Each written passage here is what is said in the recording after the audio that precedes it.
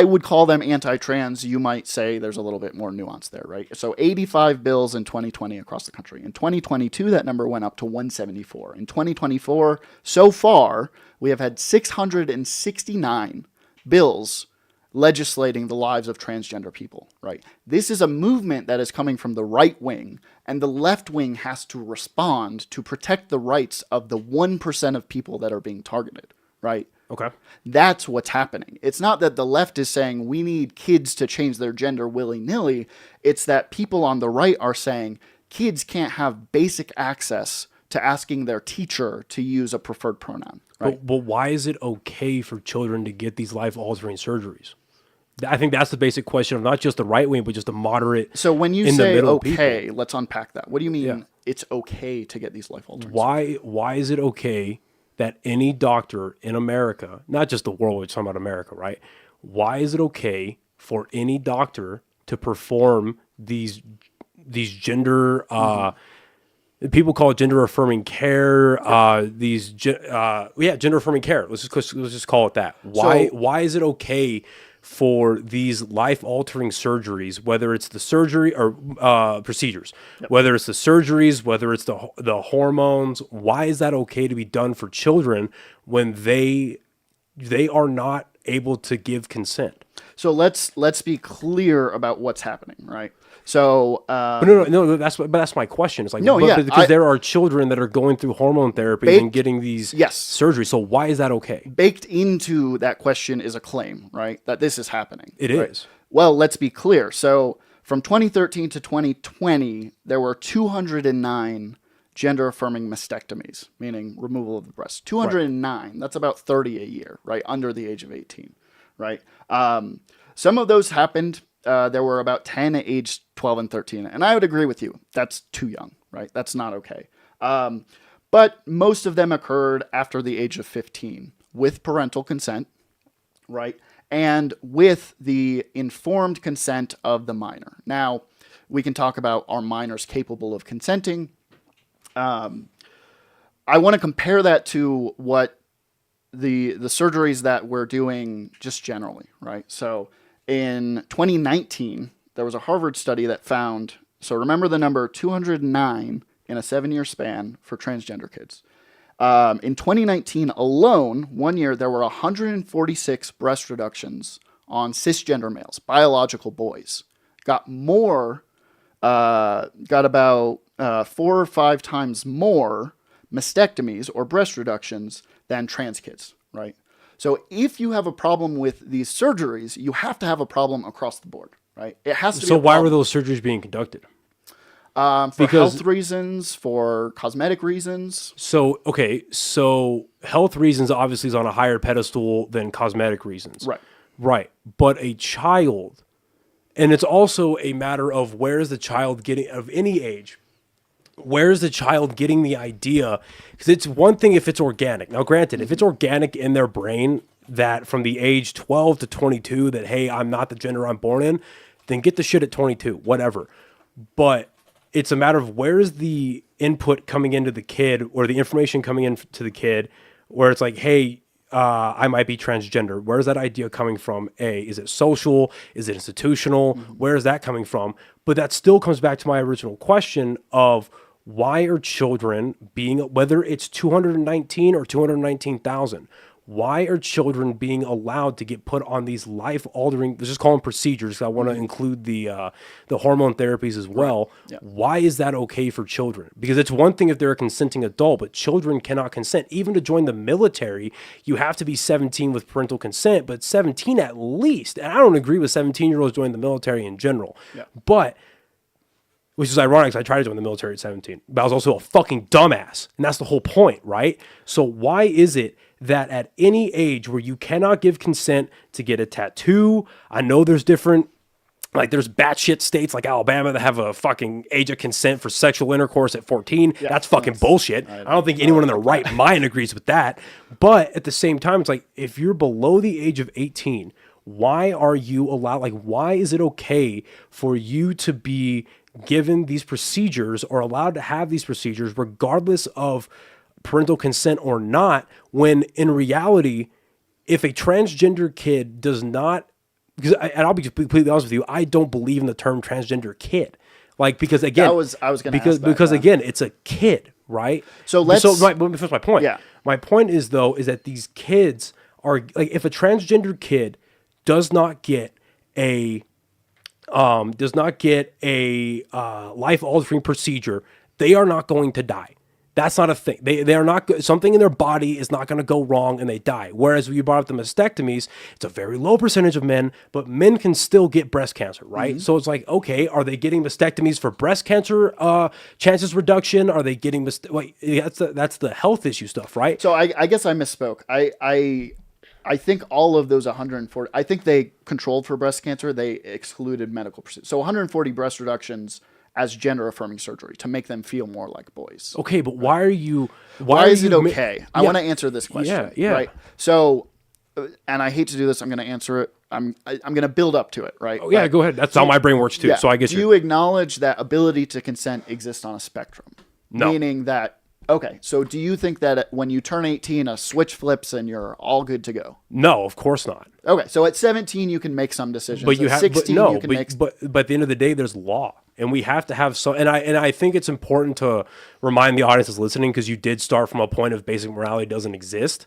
But at the same time, laws do, and you need laws for a functioning society. And if for whatever reason society has, and I've talked about this on the podcast multiple times, I don't think you should be able to drink at fucking 21.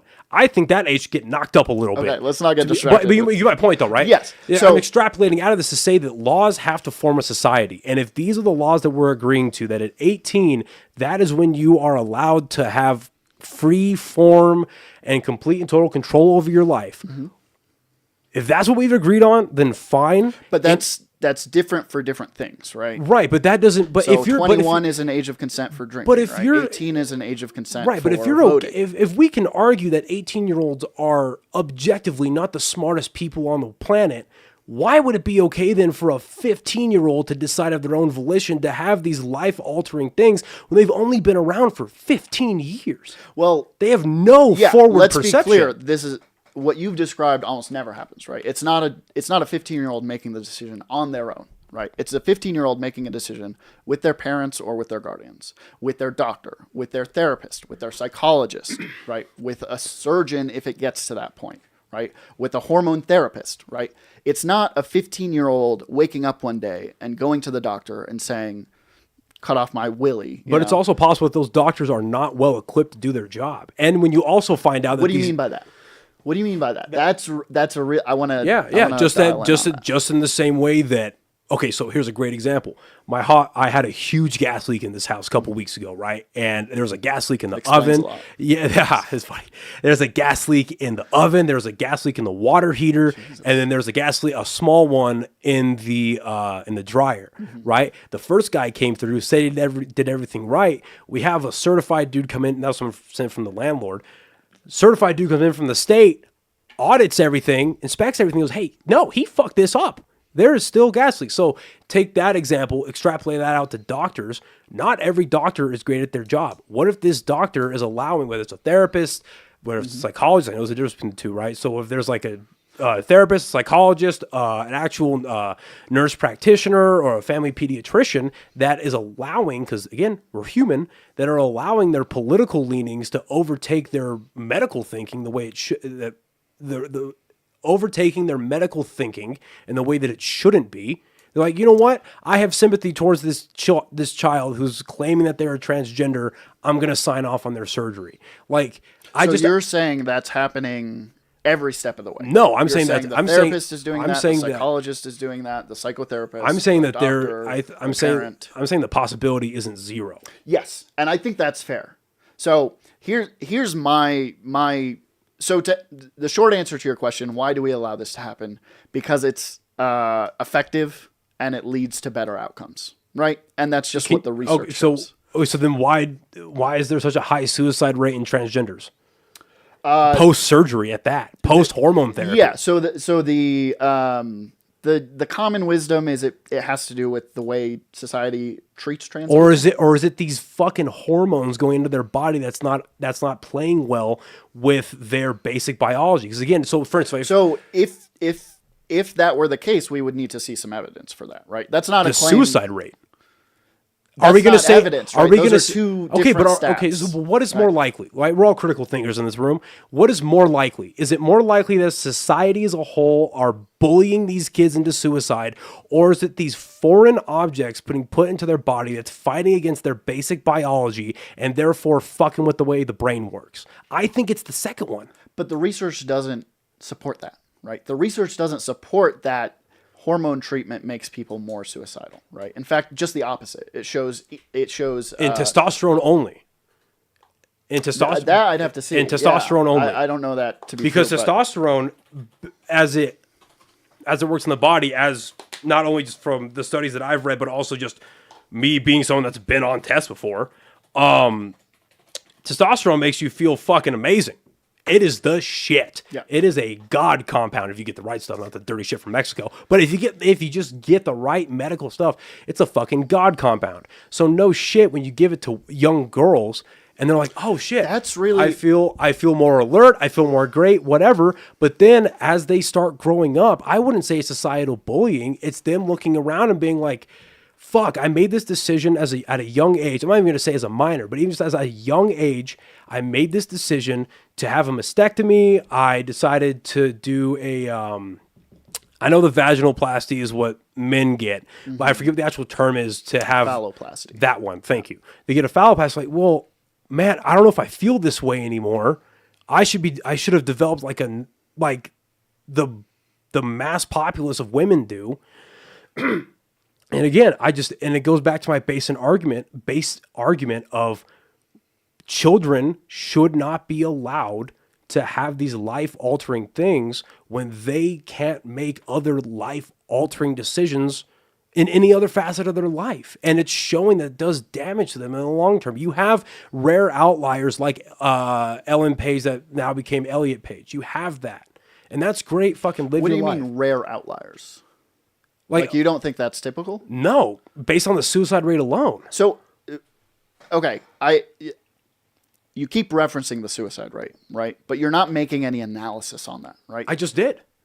Okay, sorry. You're not making any evidence-based analysis, right? You're just saying suicide is up, therefore the thing is bad, right? You're not controlling for external factors, right? And I'm not trying to make a claim one way or the other. What I'm saying is that the research broadly shows that psychological outcomes are improved, right? There are people who regret transitioning, right? It's a very low number. I think it's less than people who get knee surgery. Can you pull up the rate of like the increasing number of, I think they're called detransitioners. I think that's like I know it's not a medical term, but that's like the social like label. Yeah. I don't know what the right terminology is for that, but like the social label.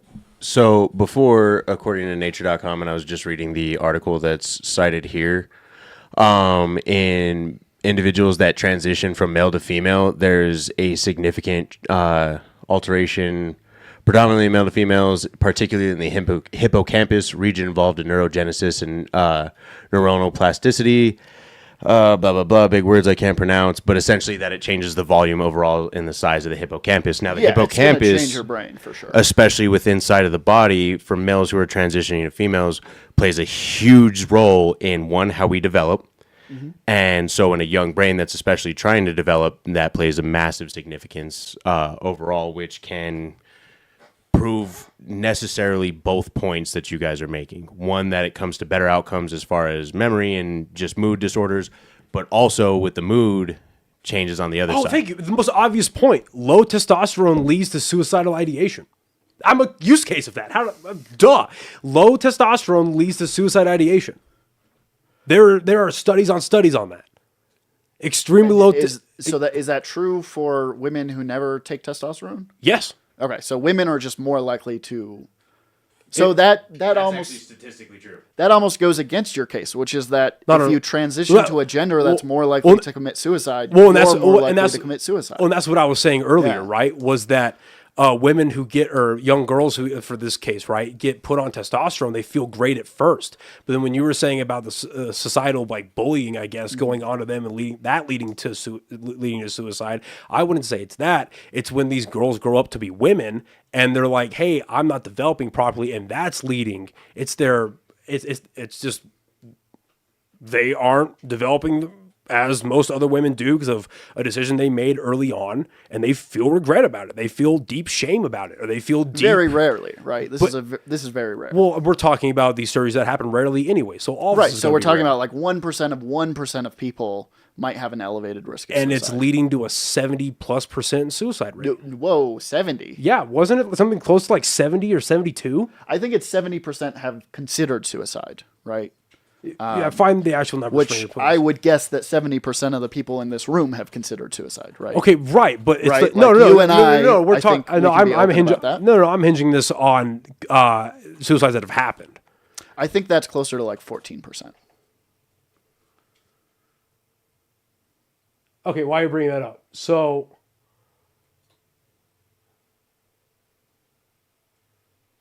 okay, so 42 have attempted it. I'd be interested how many of those how many. So 81% have thought you're correct. It feels a little morbid, but I'd be curious how many of those have been before transition and post transition. Are you able to find out like the completed? I hate to be fucking morbid, but like the completed. I know the who got it done best. Again, the research shows marked improvement in psychological indicators, which to me suggests pre-transition you're probably more likely to commit suicide. Post-transition you're probably less likely. So do you happen to have a value as far as the times table? So because I know success in surgical operations is outside of 6 months. So if you die at 6 months and 1 day, it's considered a surgical success. So do you happen to know if there's a statistic that shows the time frame in which this is like the efficacy of success is measured? Yeah, so the study I found from the National Institute of Health studied people for a year, which I admit is limited, right? But in a year of the 209 surgeries that were conducted, 2 people expressed regret, and both of those people identified as non-binary anyway, so maybe they're gender fluid, and no one chose to undergo a reversal, meaning breast augmentation. 15 experienced health complications within a year. But only 2 expressed regret, right? So of 1% of people that are transgender, maybe 1% of those people get a surgery and maybe 1% of those people regret it, right? Okay. So we're talking about, what would that be? 0.00001% of people regret getting a trans surgery. This episode of the podcast is brought to you by the amazing people over at Chop Chili Company. Guys, they are the original sponsor of this podcast, and I could not be happier to continue to be working with these guys. I get it. It's New Mexico. Everyone loves red, green, both. But this genuinely is my favorite brand of chili here in the state of New Mexico, and I love being able to partner up with these guys. They are absolutely phenomenal. Zane and the rest of the team at Chop Chili do an amazing job running that company, and they make an absolutely phenomenal product. And right now they are running a very special promotional on their Instagram. Go check them out on Instagram. Go give them a follow. And as they post pictures with the hashtag Where's My Chili Challenge, if you can guess where in New Mexico that picture was taken, you can win not only free red or green chili, but also a free custom t-shirt directly from the company themselves. Again, go check them out on Instagram, give them a follow, check out their hashtag Where's My Chili Challenge. Win yourself some free chili, win yourself some free shirts. They are also available in Smith's, Albertsons, Sprouts, and a ton of other grocery stores in the state of New Mexico, as well as El Paso, and they are expanding out to West Texas. Again, thank you so much to Zane and the rest of his amazing team over at Chop Chili. Back to the episode. This episode of the podcast is brought to you by the amazing people over at High Desert Relief, a premier herbal destination right here in the state of New Mexico. They have extremely well-trained and knowledgeable staff that are more than happy to help you find what you're looking for or try something that you maybe have never thought of before. They have 2 locations right here in Albuquerque and a 3rd in Santa Fe. All 3 will be listed in the description of this episode below. All 3 locations offering legendary products at absolutely legendary prices, including this awesome merch that they were so kind enough to give me. They can be found at all 3 of the locations. Again, big thank you to all the people over at HDR. Back to the episode.